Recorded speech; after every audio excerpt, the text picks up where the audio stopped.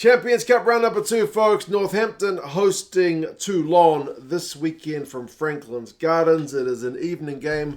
Friday kickoff, which is Saturday morning for those of us here in NZ. Helpfully, evening games always work out pretty well for those of us in this part of the world. We're going to go through some squads, some stats, the changes and whatnot, and a little bit on last week's results too, and you guys can let us know your thoughts. Speaking of previous results, I did have a quick look to see if these guys have played each other recently. I don't think so. The only result that I could find quickly was a 2008 result where Northampton won by a whopping 56 points to 3.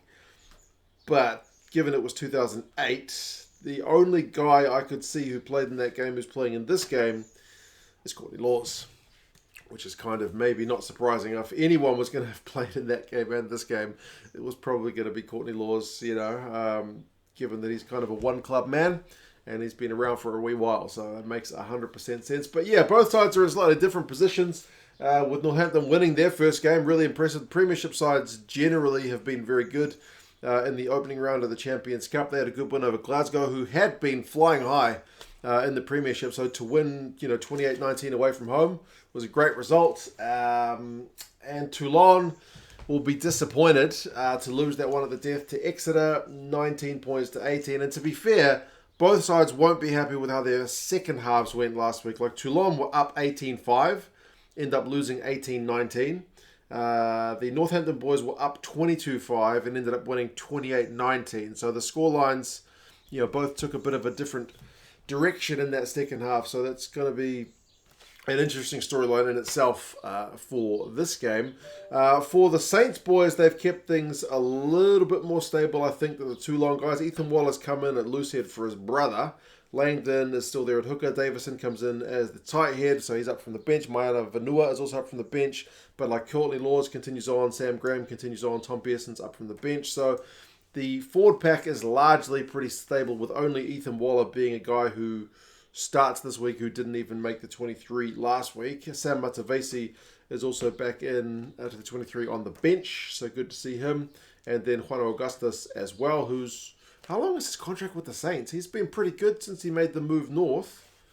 I'll be curious to see what that guy does, because he's been on the kind of fringes of the Springboks for a while. Back when he was with the Stormers and then made the move north. Seems to have been going pretty well, but the Springbok back row is very competitive. But anyway, he's on the bench for this one. I hope he gets some decent minutes. Paul Hill drops to the bench alongside Tom Lockett as the forwards. Now for the backs, Alex Mitchell, Finn Smith continue on at 9-10. Finn Smith, I think, kicked like 13 points last week. And given that, Toulon lost it with a kick, they'll be mindful of giving that guy too many chances. Litchfield's up from the bench to start at 12 alongside Freeman at 13. Hendy, Seabrook and Furbank are the outside backs. Furbank captains the side and was one of the kind of more offensively minded players last week for the Northampton boys. I think he had 4 defenders beaten, which statistically not too bad. Not too bad. For the Toulon boys, they've made a few more changes. Oh, also Angus Scott Young, for Northampton. He's not made the 23, which is surprising. Made like 27 tackles. Maybe he deserved a rest, but Laws made 16, so I'm sure he'll be right up there with the tackle count. For Toulon, as I mentioned, they've made a few more changes. Kieran Brooks comes into the 23 at tight head. Singleton and Priso continue on at hooker and loosehead, respectively. Dave Ribbons up from the bench. There's a few kind of ex-premiership guys here, with the likes of, Singleton and Ribbons there as well. Also, Tolofua, the loose forward Tolofua, comes in at number 8 alongside Olivon and Abadi. Olivon, unsurprisingly, was Toulon's top tackler last week with 15. But it was the backs that, if you're looking at the stats, seem to have a bit more excitement about them. I mean, White and Hervé are there at 9 and 10. White is another kind of one of those ex-premiership guys. But Villiers is there on the left wing. Jaminet is there at fullback. I didn't even know Jaminet had left Toulouse until very recently, but I guess he needed that game time. So, good to see him there. And he made 5, I think, defenders beaten last week. And Villiers had 4. So, attacking-minded back 3. And if you include the fact that Lester Fainganuku, the All Black, is getting his first start for Toulon on the right wing. I mean, he was on the bench last week, but didn't get off the bench. So, yeah, Toulon fans will be excited to see him get some attacking go-forward ball, I would imagine. It's a pretty attacking-minded looking back 3.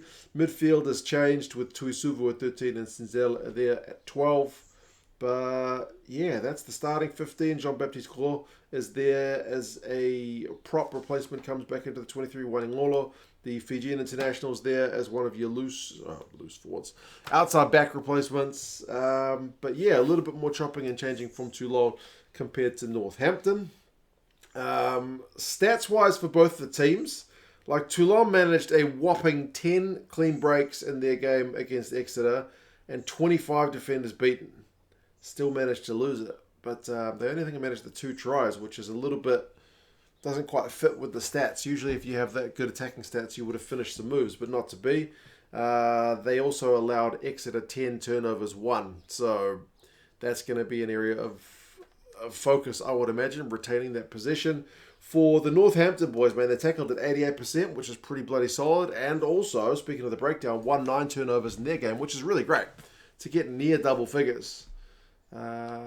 Tends to mean you're giving the opposition a lot of trouble at the breakdown. So the fact that Exeter got some pay there last week may be one that Northampton try to capitalise on as well. They also had a lot of kick meters, so Toulon's going to have to be good under the balls that come their way, but they've got players that can run it back if they opt to do that.